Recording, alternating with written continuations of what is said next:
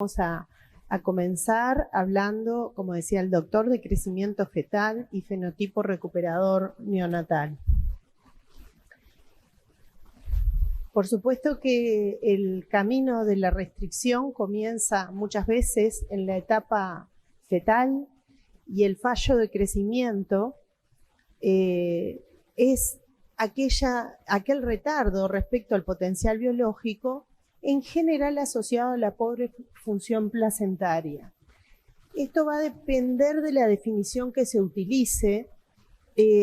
Habitualmente complica el 3 hasta el 9% de todos los embarazos en los países de altos ingresos y la incidencia es 6 veces mayor en países de ingresos bajos, pudiendo afectar hasta 30 millones de bebés por año.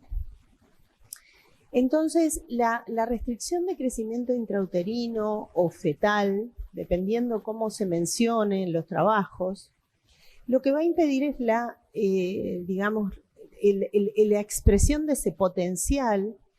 Y como decíamos, hay un problema en los trabajos, ya que depende cómo se denomine, es difícil la comparación entre unos trabajos y otros, ¿verdad? Lo que daría como resultado es el pequeño para la edad gestacional, un término muy utilizado para decir acerca de aquellos bebés que están por debajo del percentil 10 al nacer. Y es probable que muchos de ellos sean retardos de crecimiento intrauterinos y además incluye algunos niños que son constitucionalmente pequeños. En cuanto a las causas, como decíamos, si bien hay factores fetales, como pueden ser cromosómicos o infecciones, también pueden haber factores maternos que provoquen la restricción de crecimiento. Sin duda, los de origen placentario son los más frecuentes. Y esta mala función placentaria es la que causa la insuficiencia y reduce la transferencia de nutrientes.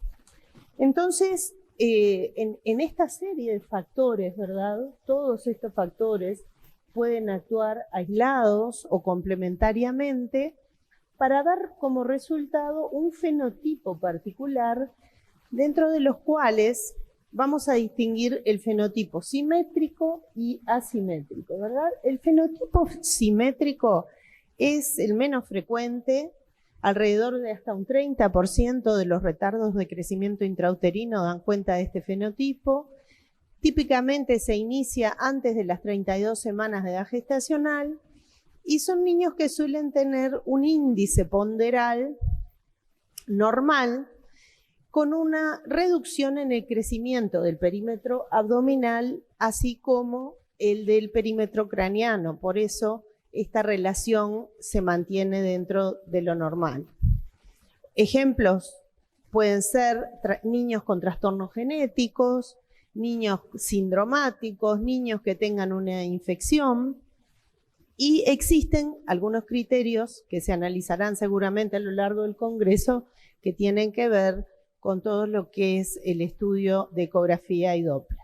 Por otro lado está el asimétrico, en el cual da cuenta de un 80% de los casos, típicamente se inicia en el tercer trimestre, y aquí sí vamos a encontrar un índice ponderal disminuido y una relación perímetro craneano, perímetro abdominal aumentada. Y es, como decíamos, el que se relaciona más con la insuficiencia placentaria, con la exposición a hipoxia crónica y a desnutrición.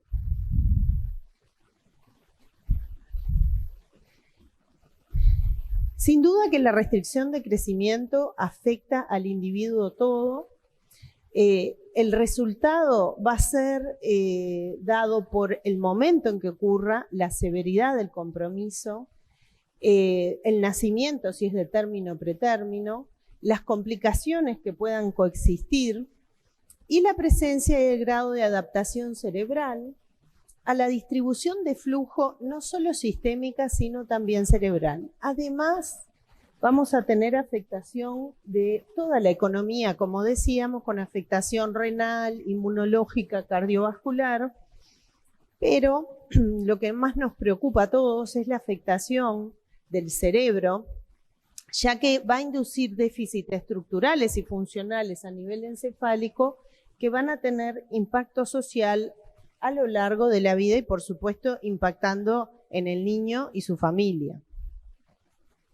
Entonces, cuando vamos a analizar cómo estos niños enfrentan el crecimiento una vez que sortearon la etapa fetal y están en la etapa neonatal, tenemos que recordar que van a tener como factor de riesgo ese retardo de crecimiento que pasaron en la etapa fetal, y eso los va a llevar a tener riesgo de enfermedades crónicas, pero cuando se analiza el hecho de tener que hacer una recuperación de peso en diferentes etapas de la vida puede tener incidencia en el resultado final y en la salud a lo largo de la vida, no solo en la etapa fetal.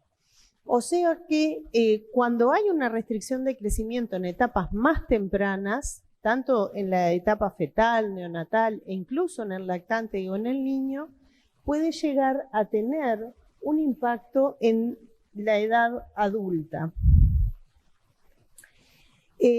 Algunos casos bien estudiados, como la cohorte de Barcelona, nos muestran que cuando los niños nacen pequeños para la edad gestacional y vemos el depósito de grasa durante la recuperación de peso, vemos que el depósito de grasa es mucho mayor en los niños pequeños para la edad gestacional, mientras que si vamos a ver con qué velocidad van recuperando la masa no grasa entre los adecuados a la edad gestacional y los pequeños para la edad gestacional, es bastante paralela. O sea que hay un tema metabólico que tiene que ver con la recuperación de grasa y con la deposición de grasa en el cuerpo una vez que se pasó por una restricción. Y en este sentido, cuando relacionamos la masa grasa con la masa no grasa y observamos a lo largo de los primeros 4 años de vida, vemos que esta relación se dispara en los pequeños para la edad gestacional, no así en los adecuados, por justamente la deposición de grasa. Entonces, podemos ver que la velocidad de la ganancia de grasa es aproximadamente 2 veces mayor en los bebés que nacieron pequeños para la edad gestacional que en los controles que fueron adecuados. Esto también se observó en estudios en adultos, como decíamos. Por ejemplo, en la cohorte de Minnesota, en las cuales se expusieron a 32 hombres a una seminanición y luego se los realimentó durante 12 semanas, se observó lo mismo, que el organismo deprivado de alimento en su recuperación hace un switch hacia incrementar la deposición de grasa en el organismo y no así la masa no grasa.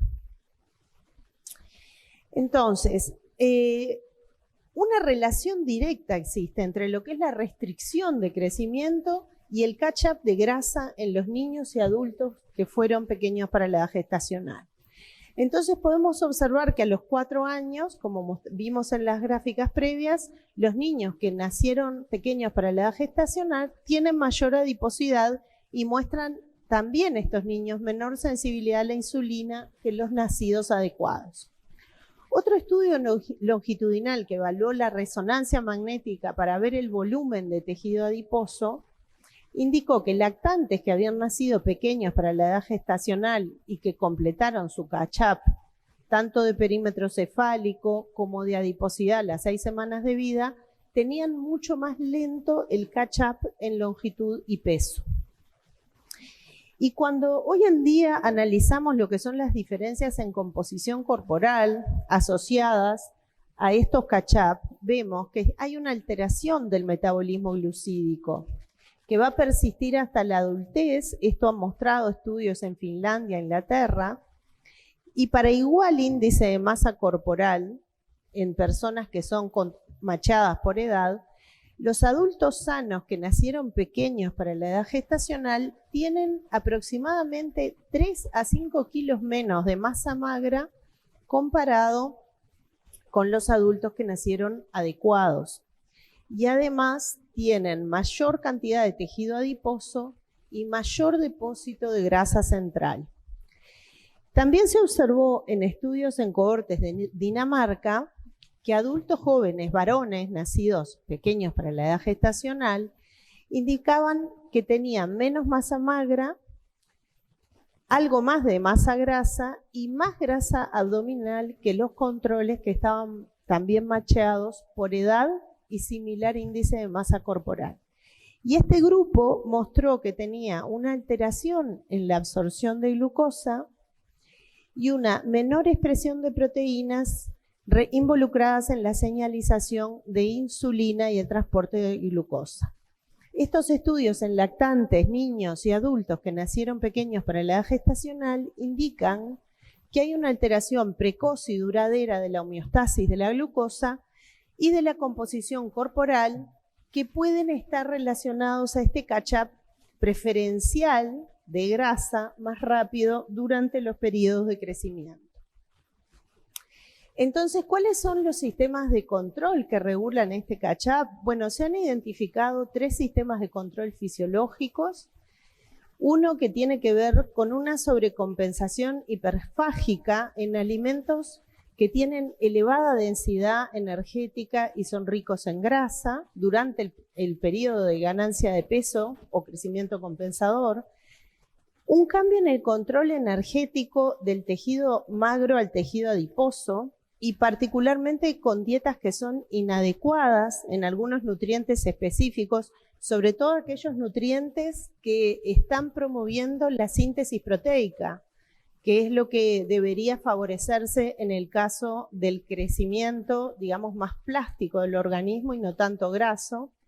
Y también hay un aumento de la eficiencia de la maquinaria metabólica con una conservación energética a través de la supresión de la termogénesis, que incorpora un concepto que es el de metabolismo económico. Estos 3 elementos estarían alterando, digamos, el control del crecimiento compensatorio en los niños y en otras etapas de la vida.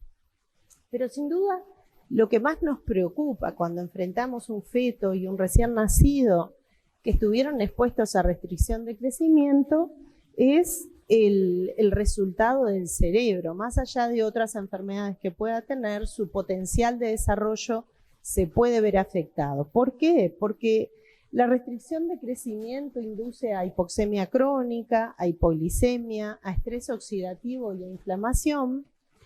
Y esto se ha visto que afecta la estructura cerebral, tanto de la sustancia gris como de la sustancia blanca, con diferentes tipos de alteraciones estructurales que han sido descritas. Entonces, el niño que está expuesto a una restricción de crecimiento tiene, además de todas las alteraciones en el organismo, entra en lo que se llama un cerebro ahorrador, ¿verdad? Que es un cerebro que va a, incluso dentro de lo que es la distribución del flujo sanguíneo cerebral, van a haber zonas más priorizadas y otras menos priorizadas. Y justamente la causa es la insuficiencia placentaria y la hipoxia fetal, que va a llevar a esa redistribución de flujos, y va a existir una respuesta precoz ante la hipoxia crónica, que va en primer lugar a llevar a una dilatación de la arteria cerebral anterior.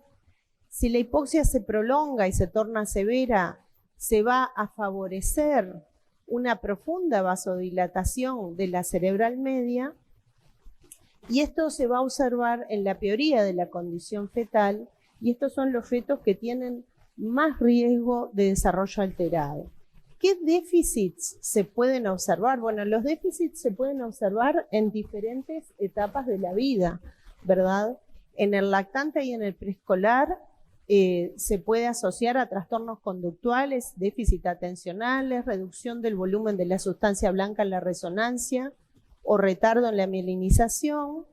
En la edad escolar pueden aparecer una disminución del coeficiente intelectual, también diferentes elementos de desempeño cognitivo disminuido, y pueden observarse incluso alteraciones en la adolescencia y en los adultos jóvenes con afectación de habilidades motoras, disminución de score cognitivos. Por lo tanto, el cerebro ahorrador es un indicador útil del grado de compromiso de los fetos, pero obviamente no va a asegurar un desarrollo normal del sistema nervioso central.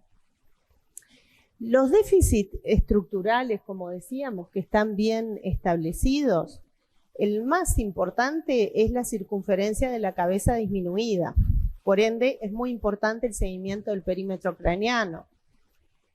Analizando más lo estructural, se ha observado reducción del volumen total y de la materia gris, reducción de volumen de áreas específicas, como puede ser el hipocampo y el cerebelo, la reducción del número total de células, disminución del contenido de mielina, una corteza más adelgazada en algunos sectores, o un retardo en la mielinización, y hoy en día, en que la tecnología permite evaluar la conectividad, también esta se ha visto alterada.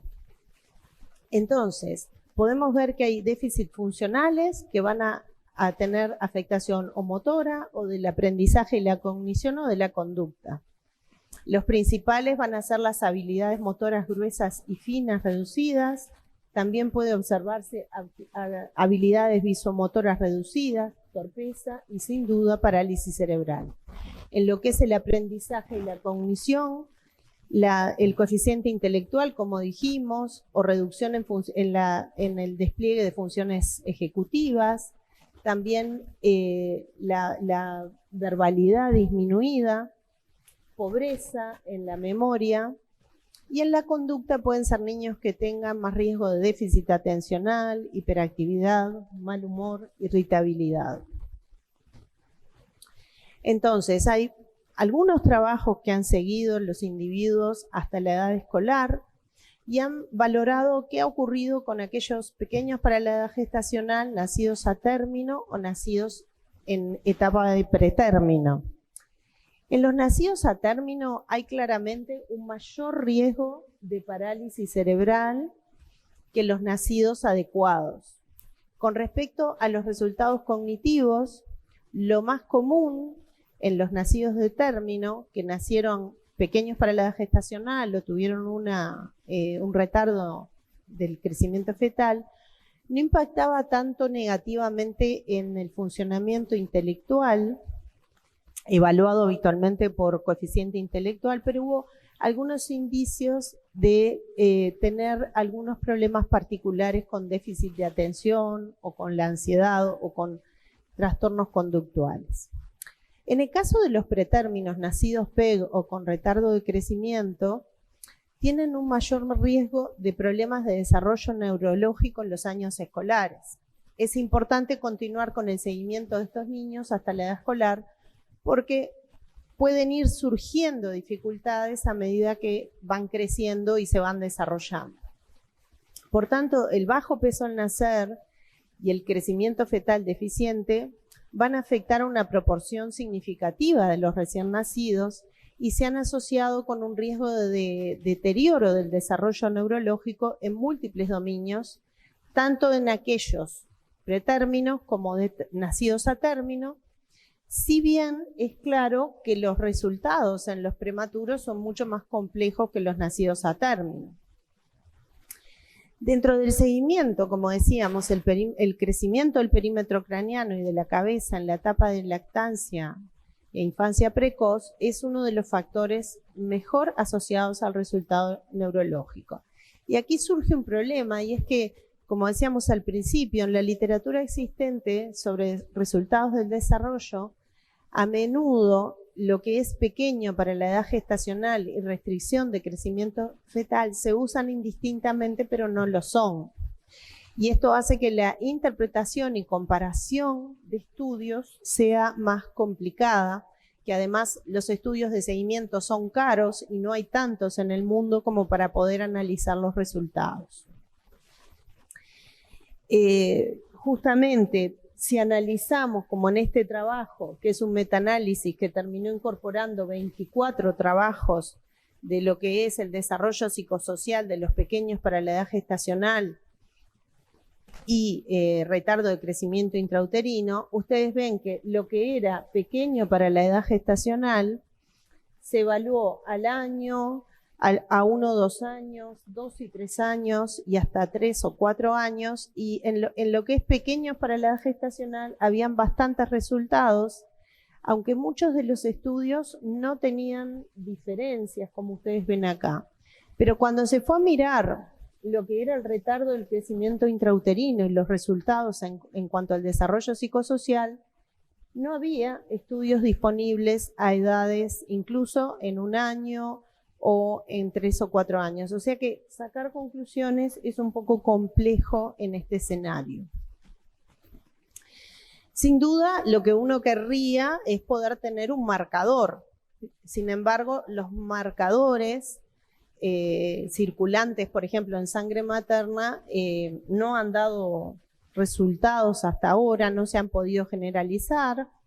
Sí se sabe que hay algunos factores, como el factor neurotrófico de crecimiento derivado del cerebro, que podría predecir aquellos niños que tuvieran esquizofrenia o que desarrollaran esquizofrenia en la edad adulta, y también se ha explorado que la proteína D del surfactante aumentada podría asociarse con patologías como asma y enfermedad pulmonar obstructiva crónica. Entonces, ¿cuál es la neuroprotección posible para esta situación? Sin duda, como vimos, se trata de un amplio espectro de alteraciones clínicas. No existe un tratamiento para disminuir los problemas del cerebro asociados al nacimiento con restricción de crecimiento.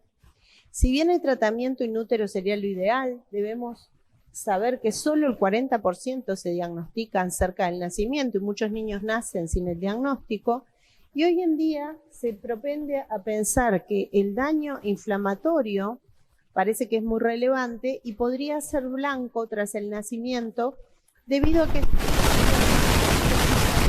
persisten elevadas al nacer en la sangre de pretérminos con restricción fetal y corresponden bastante bien con desarrollo de años. ¿Qué fármacos se están explorando? O fármacos o compuestos, porque algunos son componentes endógenos incluso.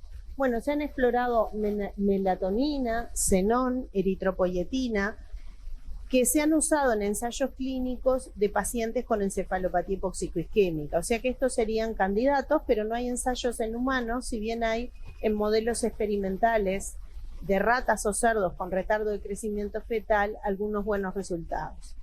Luego, el ibuprofeno, que se usa en el tratamiento del ductus y que es un fármaco bastante seguro, capaz de cruzar la barrera hematoencefálica y que mejora la autorregulación del flujo sanguíneo cerebral y la entrega de oxígeno. En modelos experimentales de animales con retardo de crecimiento fetal, ha demostrado mejorar la sobrevida neuronal, la mielinización, reducir las citoquinas proinflamatorias y actuando sobre las vías de las caspasas de forma independiente, que son las vías que llevan a la apoptosis y a la muerte neuronal programada. En pretérminos extremos, con este tratamiento para cierre de ductus se vio que se preserva el volumen cerebral comparado con pretérminos no tratados. Y también hay una reducción de la hemorragia intraventricular. Y hoy en día, más modernamente, se ha visto que la lactoferrina en leche materna también tiene algún efecto neuromodulador de protección. Otro de los candidatos es la terapia celular, sobre todo con células mesenquimales, que modulan la inflamación y la acción parácrina mediante factores protectores, pero no cruzan la barrera hematoencefálica, si bien producen factores inmunomoduladores. En algunos modelos de asfixia han mostrado neuroprotección y la placenta es accesible para obtener estas células de alta capacidad de proliferación y además la utilización de la placenta como órgano de extracción de estas células es ético. Por lo tanto, la evidencia de los estudios longitudinales indica que un desarrollo infantil saludable va a extender sus beneficios a edades mayores. Por lo tanto, peso al nacer, crecimiento, capacidades cognitivas y físicas estimuladas al máximo en la infancia se asocian a mejores capacidades físicas y cognitivas de los adultos mayores, fuerza muscular, masa ósea, opacidad del cristalino, audición, grosor de la piel e incluso esperanza de vida. Sin duda es un proceso muy complejo en el que cada detalle suma y en un metaanálisis de 16 estudios independientes se concluyó que solamente con tener la ventaja de un desvío estándar en un test cognitivo evaluado en las 2 primeras décadas de vida, se asoció a 24% menor riesgo de muerte en el periodo de seguimiento entre 17 a 69 años. Así que tenemos que seguir trabajando para tener mejores diagnósticos y tal vez llegar a tener algún tratamiento para este problema. Y bueno, desde Uruguay, desde el Hospital de Clínicas y el Estadio Centenario, es que venimos a compartir con ustedes esta charla. Muchas gracias.